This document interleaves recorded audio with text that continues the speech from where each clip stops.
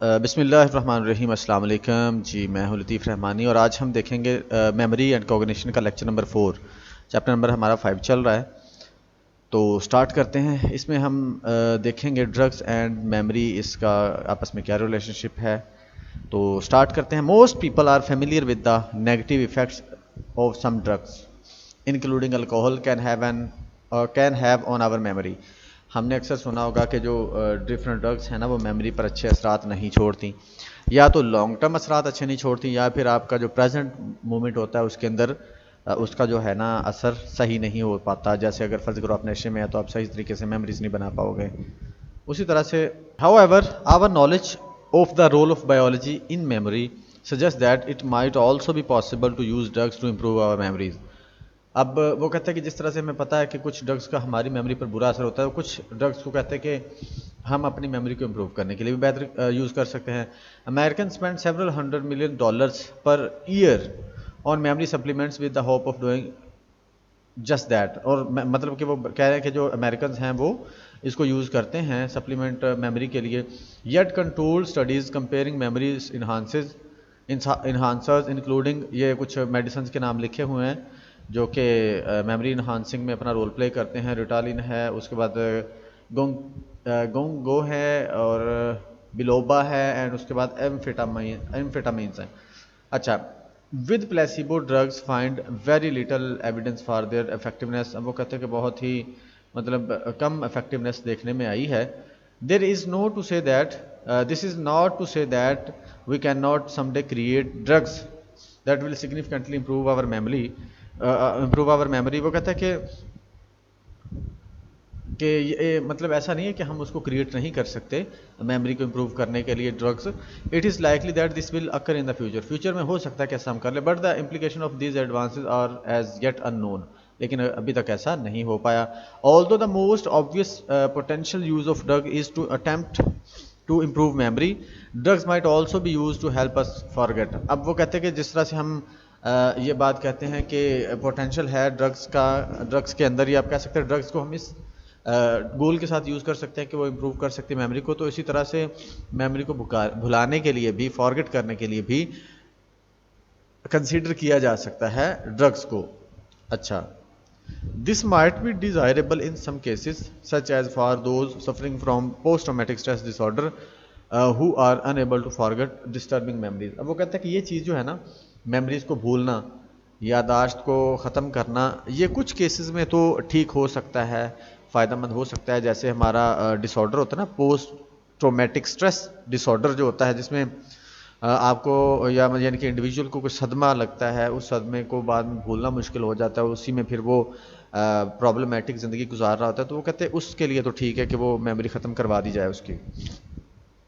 Although there are no existing therapies that involve using drugs to help people forget, it is impossible that they will be available in the future। वो कहते हैं कि अभी तो कोई ऐसी therapy मौजूद नहीं है कि जो मतलब हमें यादाश्त को भुलाने में क्या करे, हेल्प करती हो। और फ्यूचर में भी वो कहते हैं कि it is possible that they will be available in future. और फ्यूचर में हो सकता है कि ये चीज़ हमारे लिए अवेलेबल हो। लेकिन ये चीज़ फिर वो कहते हैं कि हमारे लिए this possibilities will raise some important enhances ethical issues. लेकिन इसमें हमारे फिर कुछ एथिकल इश्यूज क्रिएट हो जाएंगे कि क्या ये जो मेमोरीज हैं रेज करना, ख़त्म करना, क्या ये सही है या गलत है, उसके बाद क्या ये डिज़ायरेबल है या नहीं है। मतलब इस तरह के कुछ एथिकल इश्यूज हैं जो कि क्रिएट हो सकते हैं अगर हम इस तरफ जाते हैं, भुलाने की तरफ जाते हैं। उसके बाद नेक्स्ट टॉपिक हमारे पास क्यूज़ टू इम्प्रूव मेमोरी को इम्प्रूव करने के लिए क्यूज़ ये देखते हैं बेसिकली क्या है। Psychological research has produced a great deal of knowledge about long-term memory, and this research can be useful as you try to learn and remember new material। वो कहता है कि जो रिसर्च है ना, knowledge and long term memory के लिए वो रिसर्च हुई है और ये हमारे लिए बेनिफिशियल हो सकती है। Hermann Ebbinghaus was the pioneer of the study of memory. ये पायनियर है मेमोरी को स्टडी करने के लिए, हरमन एबेंगुआस, याद रखिएगा। In his research in which he was the only research participant, Benguas practiced memorizing list of nonsense syllables। nonsense syllable यानी कि ऐसे वर्ड उसने याद किए जिसकी कोई सेंस ही नहीं बनती। जैसे नीचे लिखा हुआ आपको नज़र आ भी रहे हैं ये वर्ड्स कि इनका कोई ना मीनिंग नहीं बन रहा, इनकी कोई सेंस नहीं बन रही। अब इसने कुछ ये इसने कुछ वर्ड याद किए ठीक है, अब उसके बाद ये क्या करता है,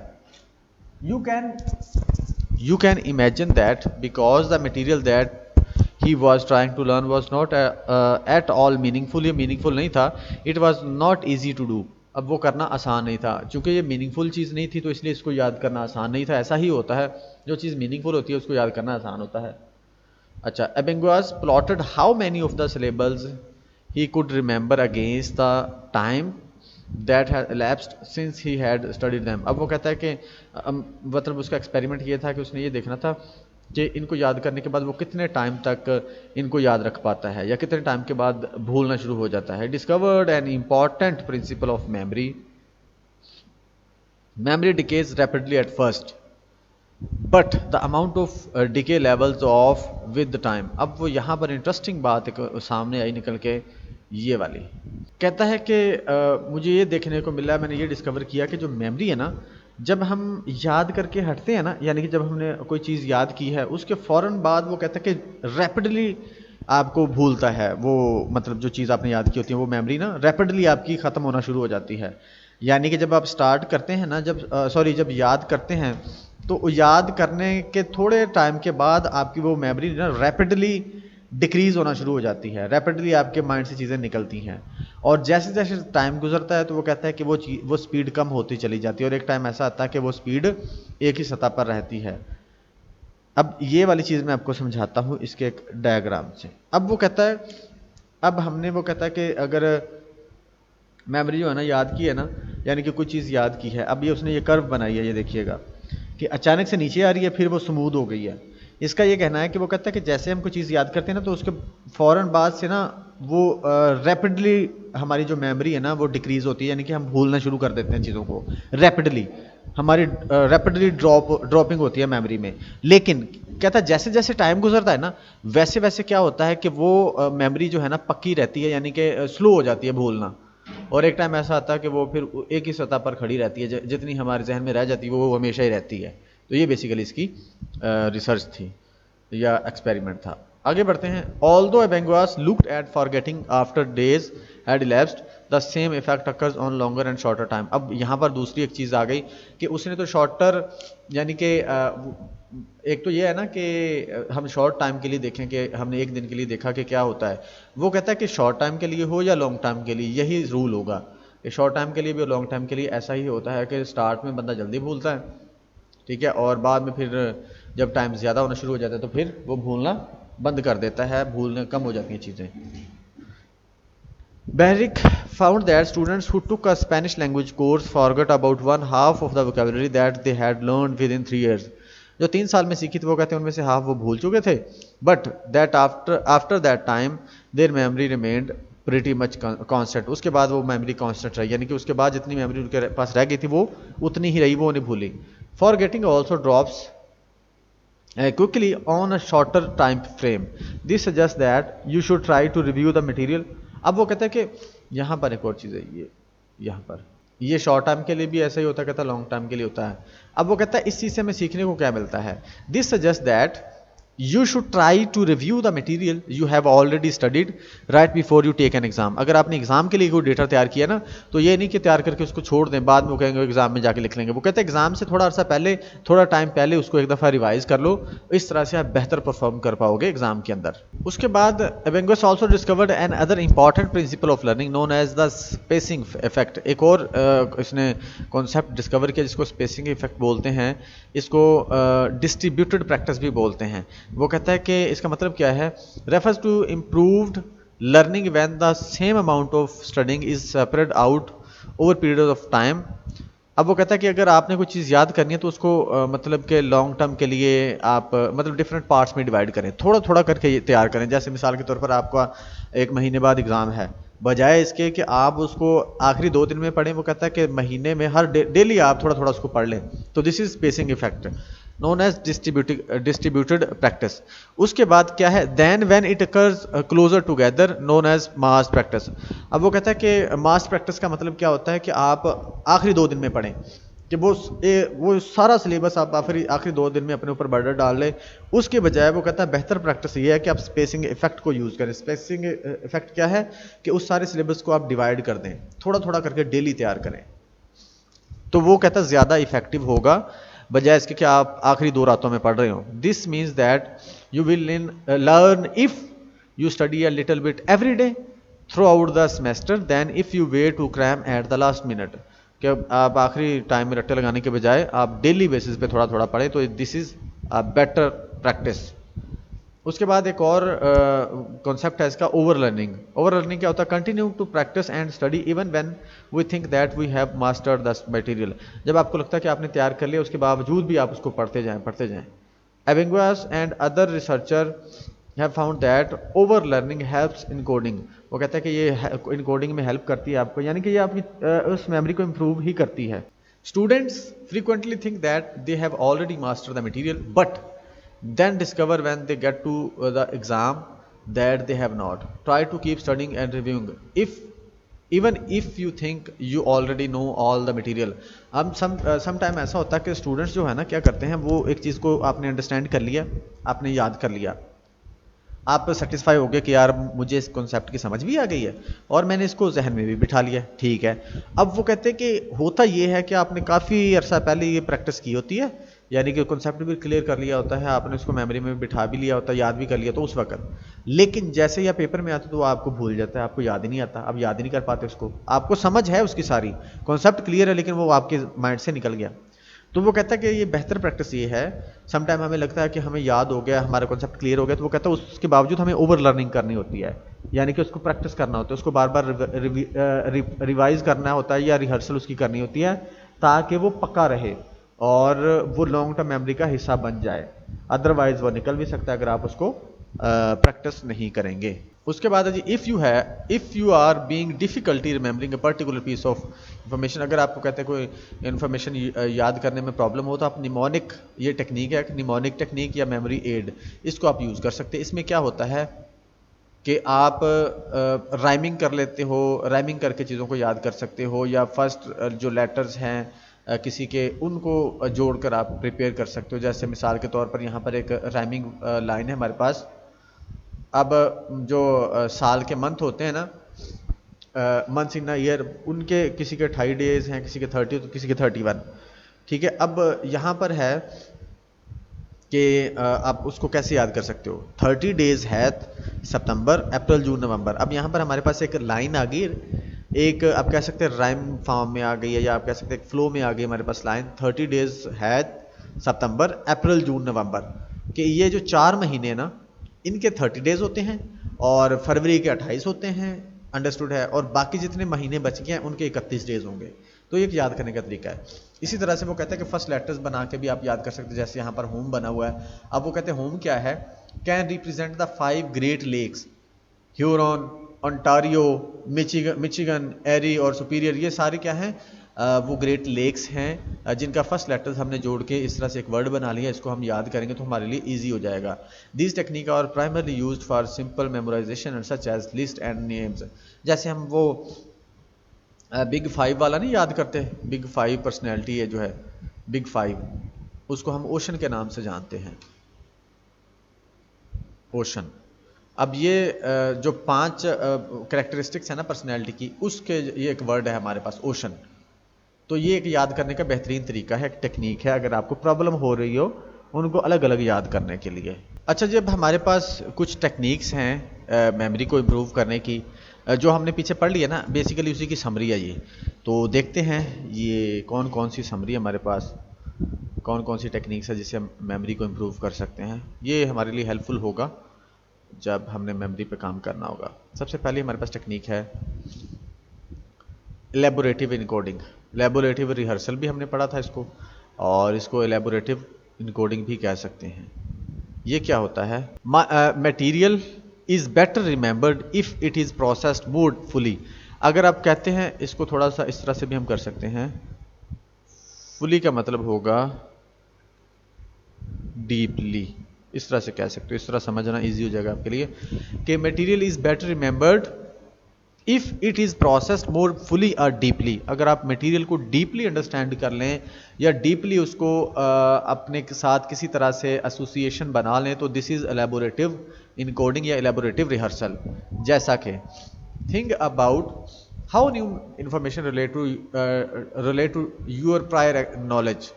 आपने ये देखना है कि आपका जो नई इन्फॉर्मेशन आपने सीखी है या देखी है या सुनी है ना, वो आपके पहले वाले नॉलेज के साथ कैसे एसोसिएट हो रही है, उसी तरह से एसोसिएट करके आप उसको याद कर लेंगे। उसके बाद नेक्स्ट हमारे पास टेक्निक है make use of self reference. ये भी हमने पहले पढ़ा है, लेबोरेटिव रिहर्सल को भी हमने देखा और सेल्फ रेफरेंस भी हमने पहले पढ़ लिया।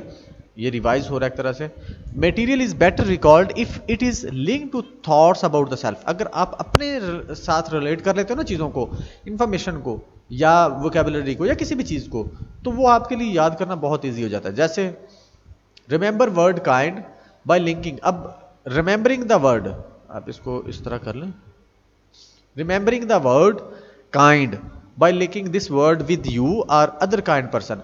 अगर आप मतलब पर्सनैलिटी वाइज इखलाक के लिहाज से आप अगर एक काइंड पर्सन हैं, तो आप फिर क्या कर सकते हैं, वर्ड काइंड को अगर याद करना है ना, तो आप अपने साथ एसोसिएट कर लें कि ये बेसिकली मुझे रिप्रेजेंट करता है वर्ड। अगर आप काइंड नहीं है तो आप किसी, या आपको लगता है कि मुझे अपने साथ एसोसिएट नहीं करना, तो आपकी नज़र में कोई ऐसा बंदा होगा, उसके साथ एसोसिएट कर लें कि काइंड का मतलब क्या होता है कि वो बंदा, वो पर्सन। तो इस तरह से आपको याद करने में आसानी हो जाएगी और ये भूलेगा भी नहीं कभी। ये भी एक बेसिकली एलेबोरेटिव इनकोडिंग की टाइप ही होती है, ये जो सेल्फ रेफरेंस होता है। उसके बाद है जी aware of the forgetting curve. Information that we have learned drops off rapidly with time.